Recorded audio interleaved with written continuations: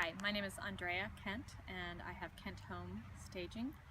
I started staging after many years in the interior design world practicing with my clients, and I had a realtor friend ask me to help her with one of her homes, one of her listings, of which I noticed how desperately it needed some help. I was able to go in there and come up with some paint colors just to give the house a new life and to refresh it. Also taking rooms such as the basement and turning it into an additional family room just by putting up some paint, color, and carpet and furnishing it. So the main process of staging is several steps. One, the realtor is introducing us to the client and the home. We do a walkthrough with the client and decide a general idea of what we need to do. I also do what's called a pre-staging consultation, tagging furnishings to stay, tagging furnishings to leave, or pre-pack. Then the client does their work and we do our prep separately. Our stage day, we arrive, and usually it's a large truck with lots of pillows, lots of blankets, bedding, towels, accessories, furnishings, the whole works. We work on that, and it's like a sculpture. We work in the rooms one by one, but all together, and sometimes have to come back a day or two or three, sometimes a week and a half to fine-tune the home and get it ready for the market.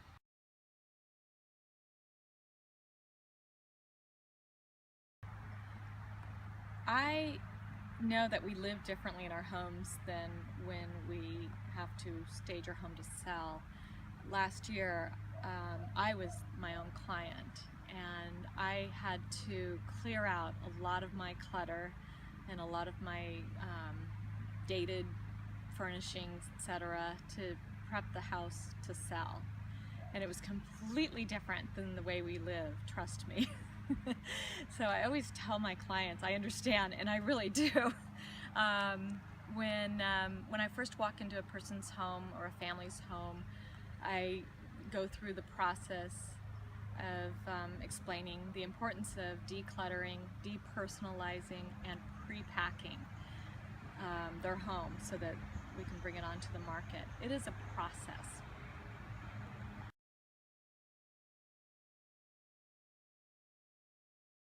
A really fun example I did recently was a home where the oversized sofa was practically blocking the walkway.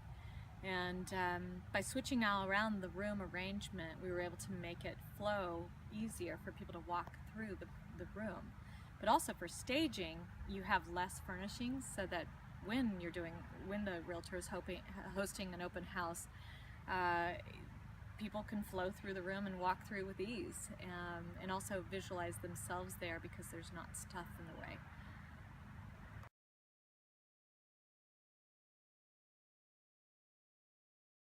So some main reasons why to stage your home is to draw buyers to the listing. And for example, if you have a room that is looking frumpy, or the whole home is looking frumpy, most people are going to see the pictures and say, next.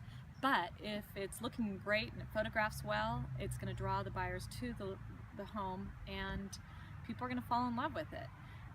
That's my job, is to make it so each room is special. Even the rooms that are a little quirky, we work with those quirks and highlight the good things about the room and the space and make people want to go in there.